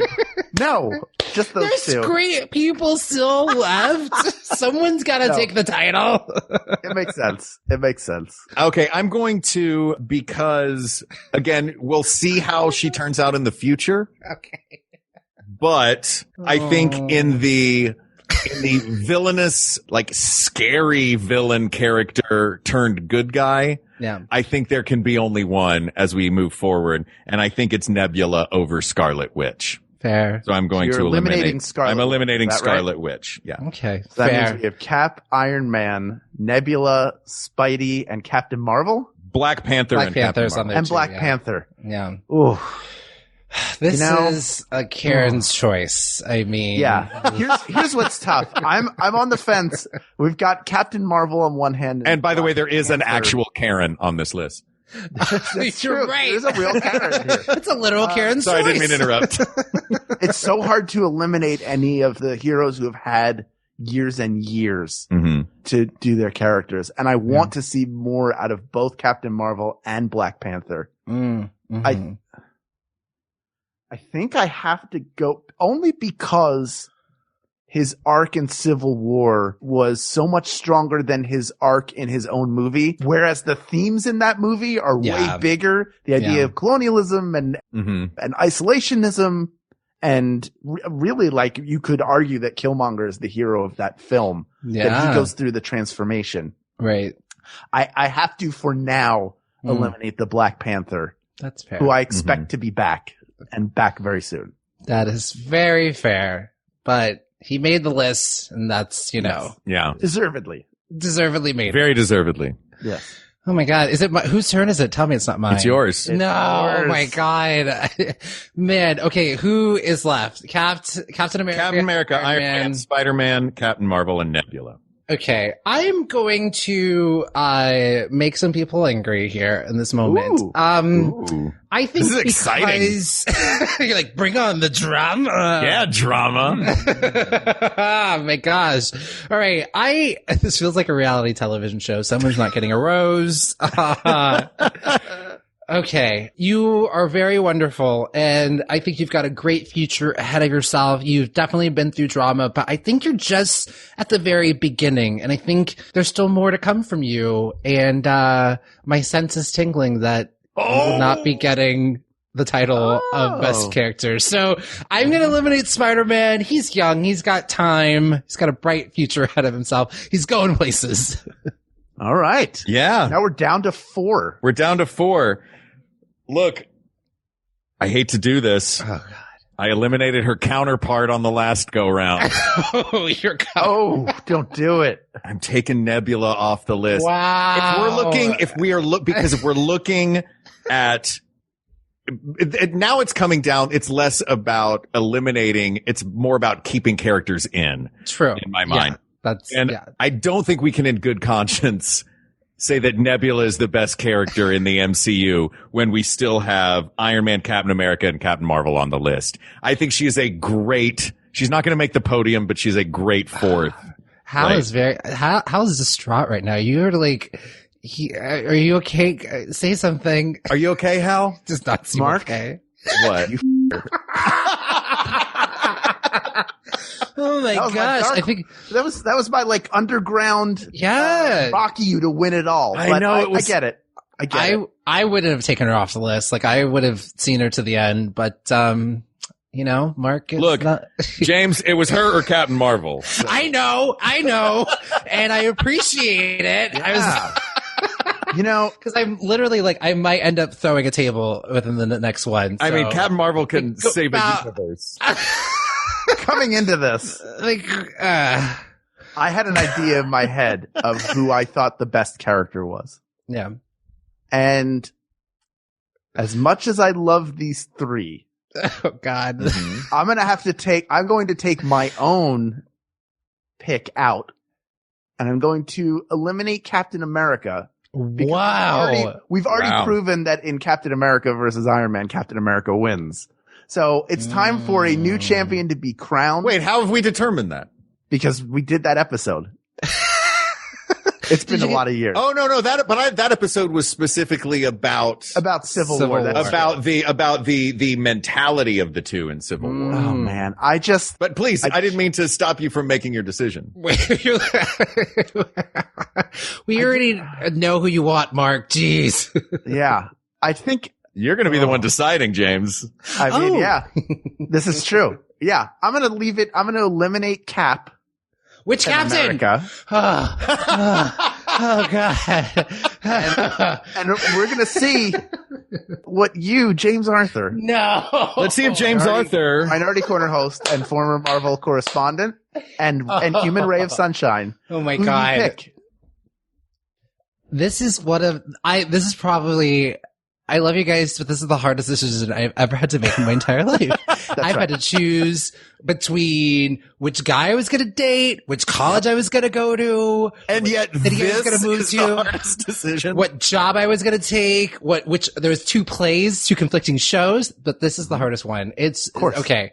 Because going into this, I have to say, I'm going to be completely honest. I already had my mind made up, and I had like a ranking order. And Mark has said some things that really made me think when we're talking about best character. And I will say I think it's interesting it comes down to these two people, because I will say what Captain Marvel is able to do in just the few times that we've seen her, it really stands out. There's a lot of character arc. There's a lot of depth. She's very multifaceted, you know? But then when we look at, it's sort of like looking at the founding fathers. Like, Iron Man has done so much. You just don't really have an MCU without the work that Robert Downey Jr. did, that, you know, Tony Stark does.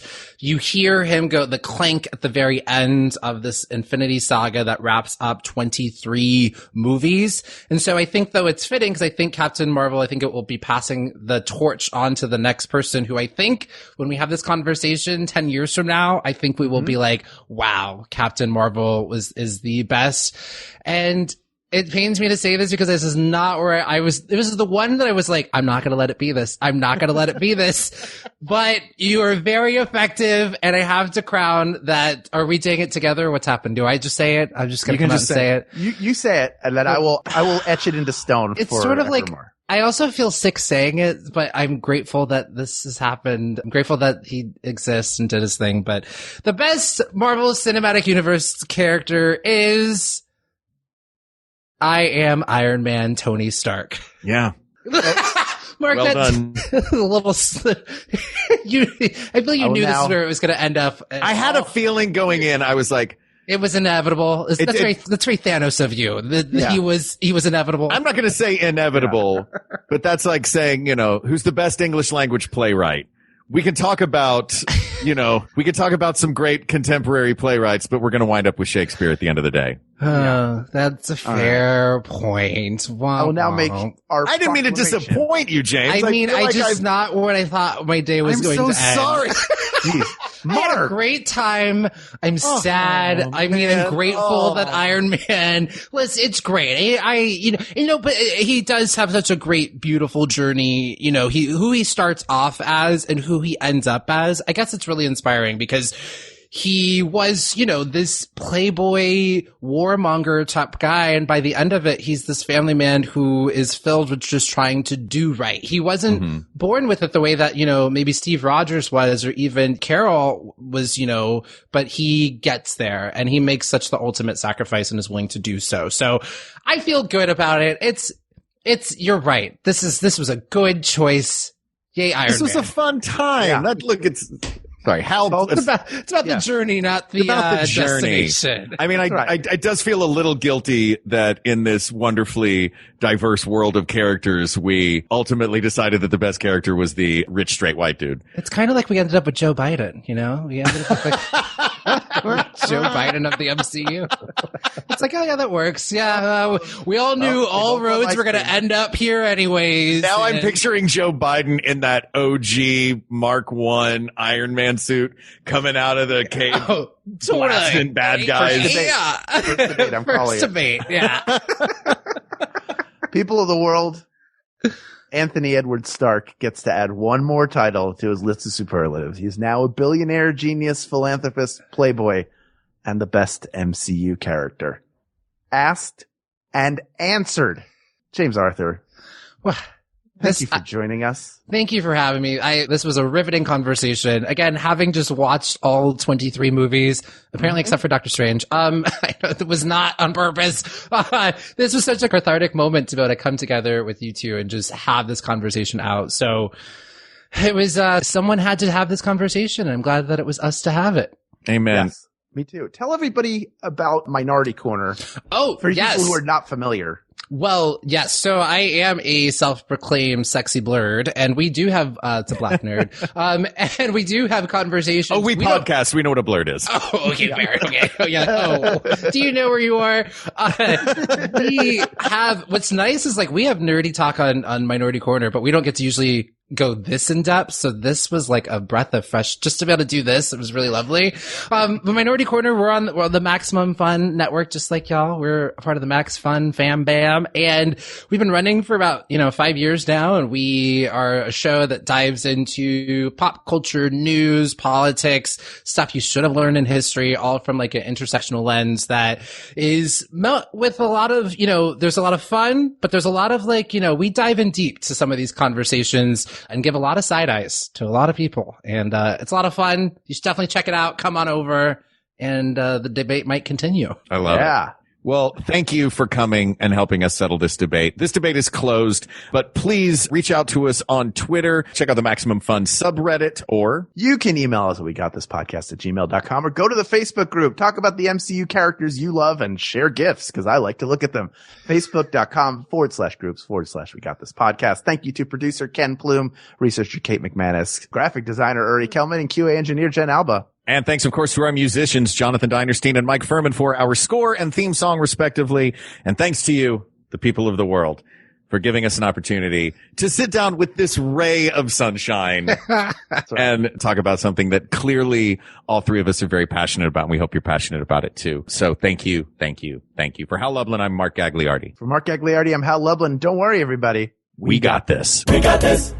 MaximumFun.org. Comedy and culture. Artist owned. Audience supported.